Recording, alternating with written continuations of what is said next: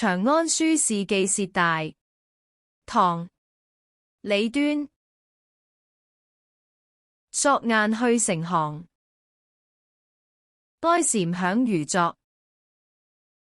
時方一潮水，暮聚何蕭索。笑語且無聊，逢迎多約略。三山不可見，百歲空揮霍。故事盡為愁，身知無福樂。夫君又離別，而我家寂寞。為遠眾相尋，徒潛子獨酌。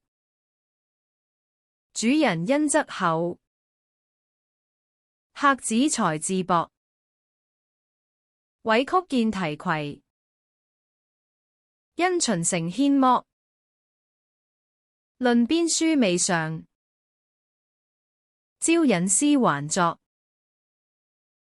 貴者以朝餐，豈能敦肅諾？